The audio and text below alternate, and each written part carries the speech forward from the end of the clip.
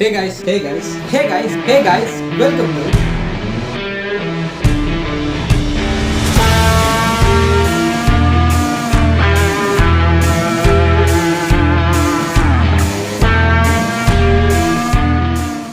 இன்னைக்கு நம்ம ரியாக்ட் பண்ண போறோம்னு பாத்தீங்கன்னா இட்லி கடை படத்தோட ட்ரெய்லர் தான் ரியாக்ட் பண்ண போறாங்க. ட்ரெய்லர் பத்தி எங்கேயுமே நெகட்டிவ் ரிவ்யூஸ் வந்து நான் பார்க்கல, பாசிட்டிவா தான் பேசிட்டு இருக்காங்க. ஸோ வெயிட் பண்ண வேணாம்னு நினைக்கிறேன், வாங்க ரியாக்ட் பண்ணிட்டு பேசலாம்.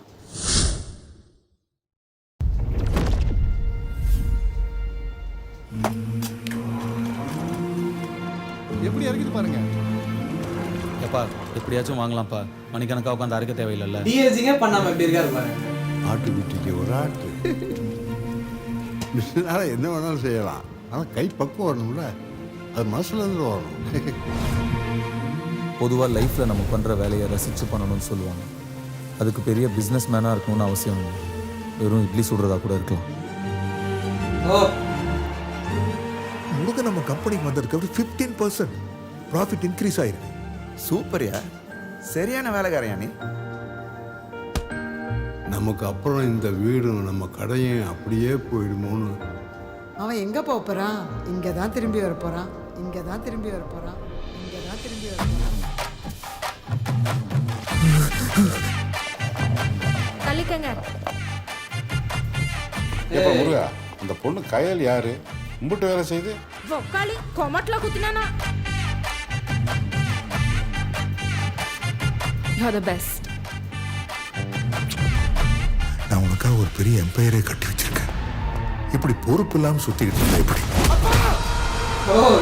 Look at Murugan. பெரிய மிஷிலின் ஸ்டார் ரெஸ்டாரண்ட், ஒரு டப்பா குடிசைக்கு. அது வெறும் கடையில் தம்பி, இந்த ஊரோட அடையாளம்.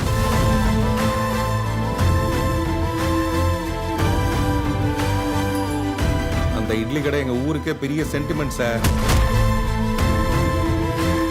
அவனை முழுசா அழிக்காம நான் இங்க வர மாட்டேன். வேண்டாயா, எட்டனா பேர் அவங்க அப்பனோட கிடைக்காது. அவன் சாகிறதுக்கு ரெடியா இருக்கா.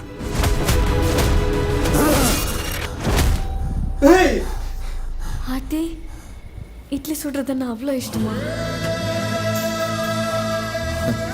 நான் என்னவோ இட்லி சுட தான் பிறந்த மாதிரியே எனக்குள்ள ஒரு நினைப்பு.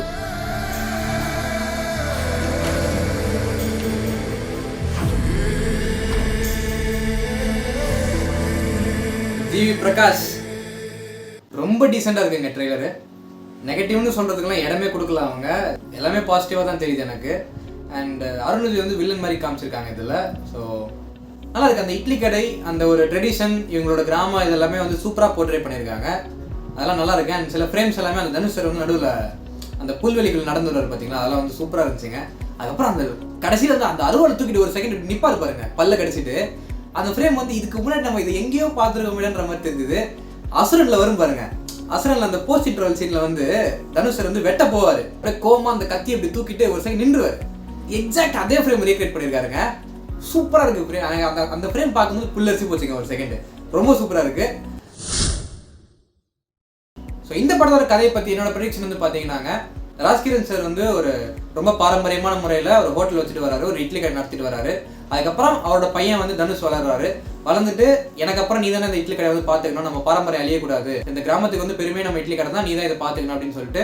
ஆனால் தனுஷ் சார் வந்து இட்லி சமைக்கிறதையும் தாண்டி இதை பற்றி இன்னும் நிறைய தெரிஞ்சுக்கிட்டு இன்னும் நிறைய படிக்க ஆரம்பிச்சு ஹோட்டல் இண்டஸ்ட்ரிக்குள்ளே ஒரு பெரிய ஆளாகணும்னு சொல்லி ஒரு மோட்டிவில் வந்து படிக்கிறாரு.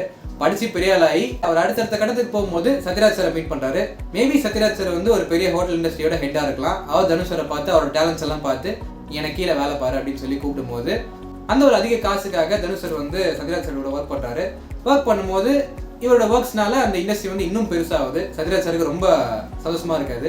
அண்ட் சத்யராஜ் சாரோட பையன் தான் அருண்விஜய். அருண்விஜய் சாரோட கேரக்டர் வந்து பாத்தீங்கன்னா எல்லாமே அவருக்கு அந்த பணத்தால கிடைக்கிறதுனால, அந்த ஒரு கஷ்டம் வந்து அவருக்கு தெரியாம இருக்கிறதுனால அவர் ஜாலியாக ஒரு லைஃப் என்ஜாய் பண்ணிட்டு இருக்காரு. ஒரு கட்டத்துக்கு மேலே தனுஷ் சாருக்கு என்ன ஃபீல் பண்றாருன்னா, அந்த ஒரு ஷாட்ல காமிச்சிருப்பாங்க, 2 பர்கர் எடுத்து இப்படி பார்ப்பாரு. அதுக்கு டிரான்சிஷன் வந்து பாத்தீங்கன்னா பாஸ்ட் லைஃப்ல 2 இட்லி இப்படி இருக்கிற மாதிரி மேபி அந்த டிரான்சிஷன் வைக்கலாம். ஸோ அதெல்லாம் பார்த்து அவர் திருப்பி அந்த ஊர் ஞாபகம் வந்து ஒரு கட்டத்துக்கு மேலே ராஜ்கிரண் சார் இறந்து போனதுக்கு அப்புறம் அவருடைய இடத்துல இருந்து நான் இதை நடத்தி காட்டுவேன்னு சொல்லி திருப்பி இந்த கிராமத்துக்கு வந்து நித்யா மேனன் மேம் கூட பேரப் பண்ணிட்டு இந்த இட்லி கடை திருப்பி நடத்துறாரு. அந்த ஊரோட பெருமையை வந்து திருப்பி தலைநிறுத்துறாரு. ஸோ இதுக்கப்புறம் சத்யராஜ் சாரோட அந்த கம்பெனி வந்து அருண்விஜய் கையில போகுது. அருண்விஜய் இருக்கிறதுனால அந்த இண்டஸ்ட்ரி வந்து ரொம்ப டவுன் ஆகிறதுனால சத்யராஜ் சார் வந்து திட்டுறாரு, அவனை பாரு, அவன் எப்படி கஷ்டப்பட்டு இட்லி கடை நடத்திட்டு இருக்கான், அவன் இங்கே இருக்கும்போது நிறையவே வளர்ந்துச்சு, நீ வந்து இப்படி கெடுத்துட்டு இருக்கேன்னு சொல்லி மேபி ஒரு திட்டும் போது அருண் சார் அந்த கோவத்தில் அவன் ஊருக்கு போயிட்டு அந்த இட்லி கடை நான் உடைக்கிறேன், அவன் எப்படி வந்து மேலே வரான்னு நான் பார்க்குறேன்னு சொல்லிட்டு அவங்க 2 பேருக்குள்ள ஒரு கிளாஸ் போகிற மாதிரி இந்த படத்தோட கதை அமையலாம். ஸோ இதெல்லாம் தாண்டி தனுஷ் சார் எப்படி மீண்டு வராருன்றது தான் பாக்கி ஸ்டோரியாக இருக்கும்னு நினைக்கிறேன். ஸோ இதாங்க என்னோட ப்ரெடிக்ஷன் இந்த ட்ரெய்லரில் வந்து ஷார்ட்ஸ்லாம் வச்சு பார்க்கும்போது. ஓகேங்களா? ஸோ மற்றபடி பார்க்கும்போது நெகட்டிவாக சொல்கிறதுக்குலாம் ஒன்றுமே இல்லை, ரொம்ப பாசிட்டிவாக இருக்குது. ஸோ இதே மாதிரி ஒரு பாசிட்டிவ் இன்டென்ட் ஸ்க்ரீன்லேயும் காமிச்சாங்கன்னா படம் கண்டிப்பாக ஹிட் ஆகிடுங்க. ஓகேங்களா? ஸோ எல்லாருமே ஆக்டர்ஸ் பொறுத்த வரைக்கும் ரொம்ப சூப்பராக பண்ணியிருக்காங்க. ஸோ இதை நம்ம வீடியோ பண்ணிக்கலாம்னு நினைக்கிறேன். தட்ஸ் இட்ங்க. தேங்க்ஸ் ஃபார் வாட்சிங் this video. To like, subscribe, எனக்கு சப்போர்ட் பண்ணுங்கள். தேங்க்யூ.